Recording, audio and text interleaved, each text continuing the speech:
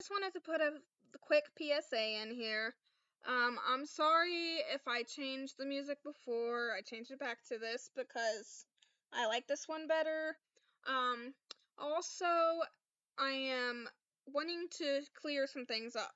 The reason why we have a drinking age of 10 is because on my planet Nibiru, the alcohol that we call alcohol don't get us Nibiruans drunk, but it would make a human on Earth hallucinate. So that's why. It's because it's not something that hurts us Nibiruans. We don't get drunk. Hello, travelers and monster catchers abound. I'm Stelliferous, and you've crash landed on the Monster Catchers Journal podcast, your portal into the shadowy corners of Nibiru, where the monsters are real, the air hums with ancient energy, and each step forward could be your last. Today's episode is about a rather peculiar glyph we Nibiruans call Vulpo. Grab your gear, you'll need it. The Obsidian Marshlands stretched before me like a forgotten nightmare, a vast expanse of blackened water and twisted, barkless trees, rising from the mud like skeletal fingers. The air hung thick and damp, carrying with it the metallic tang of decay. This wasn't the kind of place you wandered into by accident. It was the kind of place you survived or didn't. I held my glyph compass tight around my side. It pulsed in my hand, erratic and jittery, like a heartbeat under sage. It was struggling to hold on to Vulpo's signal. That meant only one thing. Vulpo was close. See, Vulpo wasn't just another beast. It was a legend, whispered about by rookies, catchers, and feared by veterans, a glyph born of patience and rot, a creature that didn't hunt so much as wait. Vulpo is what happens when the predator evolves past the need to chase. Part hippo, part vulture. All nightmare. Its body is swollen and heavy, built for silence, lurking, wings skeletal. Shredded, still managed short glides. Enough to surprise you, enough to catch you. What makes Vulpo so horrifying is that it's drawn to fear, not just scent, not just sound, fear. It can smell it, feel it, feed on it. And I was scared, but I also had a plan. Crouched beneath the blightwood trees, hidden in a nest of slick roots, watching, listening. The marsh was still, too still. Vulpo was near, but it didn't move, because Vulpo didn't hunt like other monsters. It waited for you to crack, for you to make the first mistake. It made victims exhaust themselves, run through the swamp, scream for help, fall into the muck, and then it came. That's what made it so lethal. But I'm a monster catcher, and I'm not going to be bait. From my satchel, I pulled a vial of eclipse nectar. This was no ordinary lore. It was fear distilled, taken from a nocturne blossom during an eclipse. Just one drop mimics the pheromones of a dying animal. I uncorked it and let a single drop fall into the black water.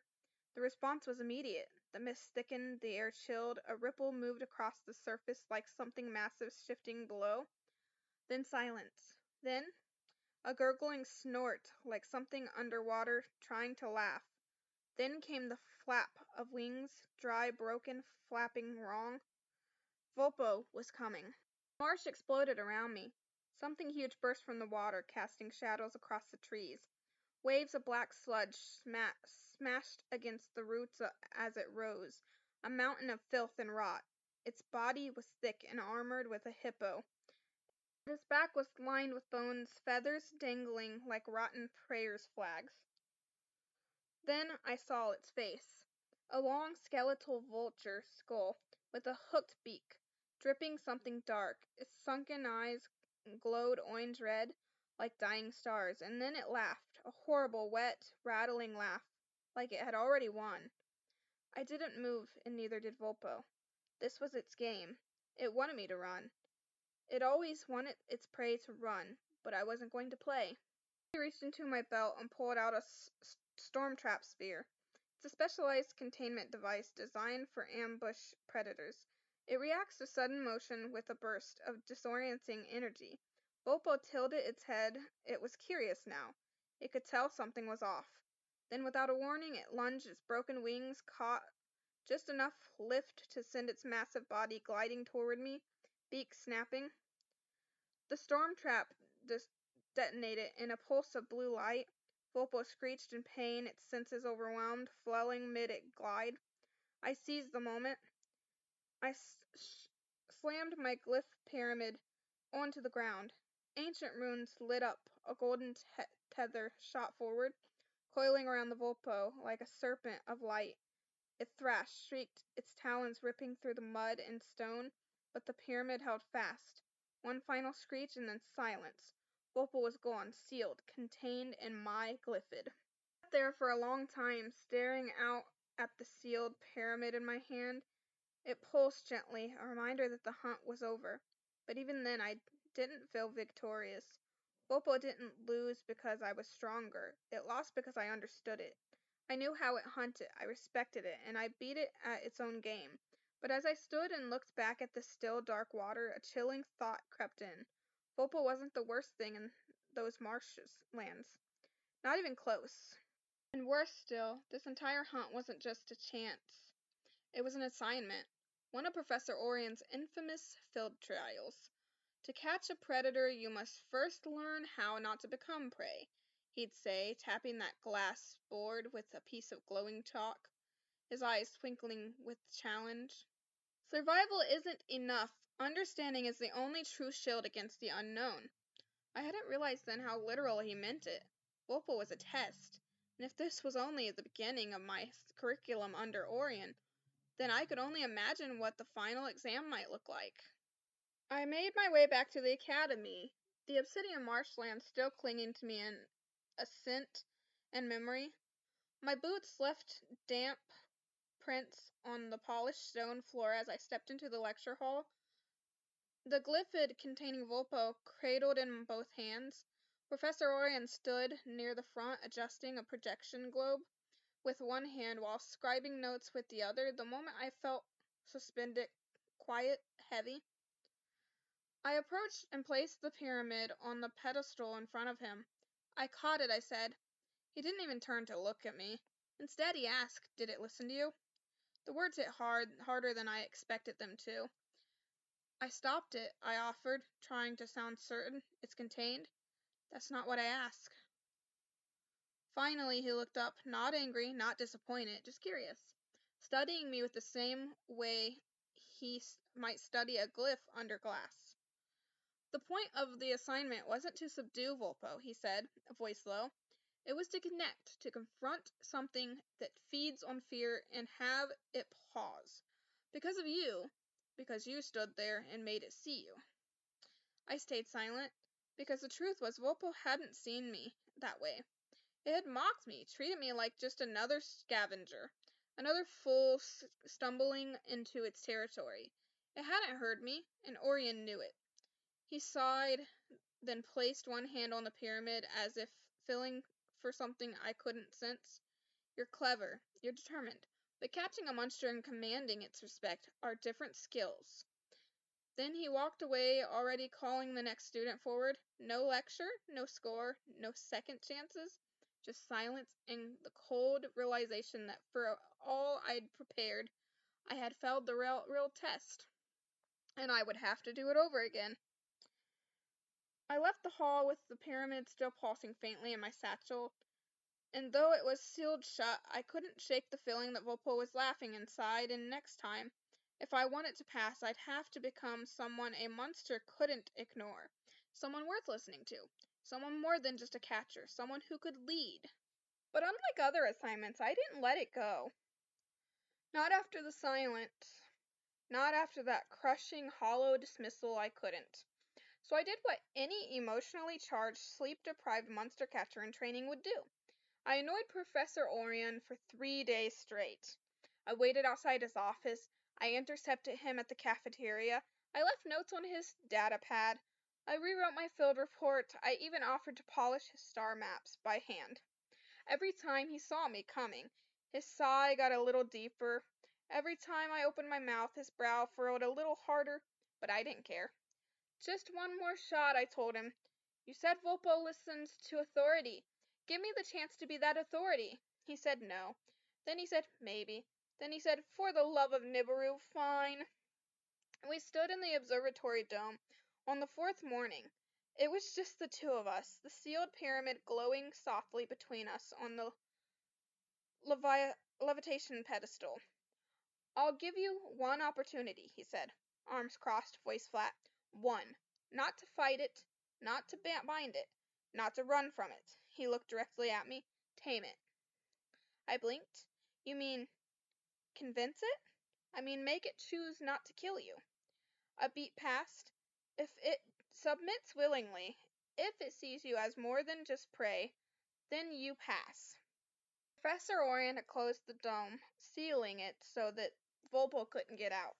The pyramid hummed at the center, casting long shadows across the chamber floor. Professor Orion stood behind reinforced glass, arms folded, silent. This was it. No tricks, no gadgets, no Glyph. I could feel the familiar weight of my Glyph. My usual partner pressed against my side, but as I stepped forward, I stopped. My hand hovered over the latch. Then I took it off and set the Glyph gently on the floor beside me. It wouldn't help me tame Vulpo, not this time. The pyramid opened with a hiss of light and energy. Steam curled upward, and the moment it cracked fully open, the temperature dropped like a breath had been held for too long. Vulpo emerged like a living nightmare. Its hulking, bloated body dragged itself from the light, wings twitching like torn cells, beak already open in a low, gurgling hiss. It remembered me. That made it worse. I stood my ground, every part of me screaming to move, but I didn't. I raised my arms, not in defense, not to cast, not to run, just open. I know what you want, I said, my voice trembling, but I didn't hide it. You want me to earn your trust. Vulpo growled low in its throat, talons scraping the floor. So I will, I whispered. By letting you harm me. I closed my eyes. If that's what it takes to show you I am not your enemy, then so be it. Silence. Then the sound of movement, heavy, fast, unstoppable. I opened my eyes just in time to see Vulpo charge. Its massive head dropped low, wings twitching for balance. Maw-wide. I didn't flinch. I didn't scream, and then it stopped. Inches from my chest. Its glowing eyes locked onto mine, and something shifted. The rage, the hunger, the mockery faded, softened. It tilted its grotesque head, huffed once, then stepped forward, and with a slow, surprising gentleness, it pressed its skull bone and all against my shoulder. I gasped, not from pain, but from the warmth, the unbelievable warmth in this rotting, winged nightmare of a creature. It was real, alive. For the first time it had chosen not to strike, it had chosen me. Behind the grass, Orion said nothing, but I caught the faintest change in his expression, a shift in his stance, something between surprise and pride. I didn't tame Vulpo with power. I didn't tame Vulpo with fear. I gave it one thing no predator expects, trust, and it gave it back. Chamber doors opened with a hiss, and I stepped through slowly, carefully, Vulpo lumbering behind me. His heavy footsteps echoed through the hallway like distant thunder, but there was no tension in the air anymore. Presence, calm, mutual respect. Students in the corridor froze as we passed, their mouths hanging open in stunned silence. No one had ever seen Vulpo walk beside someone like this. Not without chains, not without resistance. But he followed me willingly, at my side, a partner. Professor Orion stood at the top of the central staircase, arms behind his back. As unreadable as ever, I approached him slowly. Vulpo stopped just a few feet behind me, still as a shadow. For a long moment Orion said nothing. Then, to my absolute shock, he smiled. A real one, a small but genuine smile. It changed his whole face. Well, he said, voice calm, hands clasped. Now you're learning. I blinked, unsure how to respond or what he even meant. He stepped forward and nodded just once. Catching is not about brute strength. It never was. It was about observation, patience, respect, and most of all, understanding. He looked past me to Vulpo, who stared at him in silence. To make a creature like that choose peace over instinct. He looked back at me. That's a language few catchers ever learn to speak. I felt something tighten in my chest, not pride, not yet, but something close, something like belonging. Orion turned on his heels, already walking back into the academy. Class dismissed, he called over his shoulders. But you meet me tomorrow. You're ready for something more. I stood there in the hallway for a while, Vulpo at my side, and for the first time since I came to this academy, I didn't feel like I was just chasing monsters. I felt like I was starting to understand them. After finally getting what I was after, Professor Orion's approval, that evening Vulpo and I left the academy grounds and took the transport glider back to the edge of the Sunward Ridge. From there we walked quietly, peacefully along the winding path that led to my sanctuary. My pyramid house rose from the rocks like a beacon, glowing gently beneath Nibiru's twin suns. The crystalline panels shimmered gold and lavender, casting fractured light across the landscape. I opened the gate and stepped inside. Vulpo hesitated at the threshold just for a moment, then he followed. Inside, the atmosphere changed. The stillness of the marshlands was gone, replaced by the hum of wind chimes, the soft bubbling of the indoor spring, and the warm scent of starleaf incense. My other glyphs stirred from their resting places, watching curiously, not fearful, just aware. Vulpo lowered his head as he entered, surprisingly gentle as the creature of his size.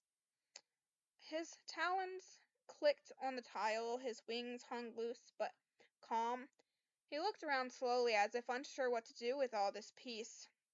You're safe here, I told him, settling onto the cushion near the central fire pit. No need to perform, no need to stalk. He let out a long breath, half sigh, half grunt, and sank to the floor like collapsing a mountain. And just like that, he was home. Later that night, I watched him from the upper loft as he curled beside the glowing moss wall, his body half submerged in the warmth of the indoor mud spring. His eyes were half closed, relaxed. He didn't look like a monster anymore. He looked more like someone who had been waiting for a place to belong, and now he had it. Vulpo fits right in here, not because I forced him to, but because I saw him, and it turned out he saw me. And he was like me, needed a place where he fit in and a place where he belongs. The next morning I was sitting cross-legged on the floor of our pyramid house sanctuary, brushing bits of moss off my notes and sipping moonleaf tea, when Zena's bedroom door creaked open. Zena stumbled out, hair wild, one sock on, and squinting against the morning light like a gremlin that hadn't had her caffeine yet. She yawned. Stell, do you have any of that vanilla comet creamer left, or did you? Her sentence stopped midair, because there sprawled comfortably in the middle of the main room was Vulpo, his massive body curled like a sleeping beast, his skeletal wings draped over the pillows, his beak resting lazily on a woven floor cushion, the same cushion Zena usually claimed for her afternoon naps. Zena froze. I could practically see the gears in her half-awake brain screeching to a halt. What, she said flatly, is that doing in our house? I took a sip of tea. Good morning to you, too. She pointed a shaky finger. Stelliferous, is that Vulpo? Yup. As in hippo, vulture, nightmare from the marshlands, eats emotions for breakfast, Vulpo? Technically, he only eats when he feels disrespected. So try to be nice. Zena made a strange noise. You brought him into our living room while I was sleeping? He's harmless now, I said mostly. Vulpo cracked open one glowing eye and let out a low, sleepy grunt before slowly curling his tail closer around himself. Zena's voice dropped to a whisper. Is he purring? I nodded. He does that when he's cozy. She blinked. Stell, we have a monster as a roommate? I shrugged. We already had one. She rolled her eyes. Touche. Zena slowly shuffled closer, cautiously lowering herself onto the armrest of the nearest chair. Vulpo didn't move. She gave him a once-over. He's kind of cute, in a haunted death plow sort of way. I smiled. He fits in right. I mean, he really does, Zena. And besides, we have a bunch of other glyphs here in this sanctuary. I mean, why not another? She looked around, then whispered, if he eats my stacks, we're going to have a problem. I mean, look at what your Orabeak did to my favorite cushion. He tore it apart. I'm sorry, Zena. I didn't mean for him to tear it apart. You know I love you, but keep that thing away from my snacks, Zena said in her halfway asleep kind of state. Sure thing, Zena, I replied. And just like that, Zena met Vulpo, not with fear, not with panic, but with sleepy sarcasm, roommate rules, and a little unexpected wonder. Just another morning in our weird little pyramid sanctuary.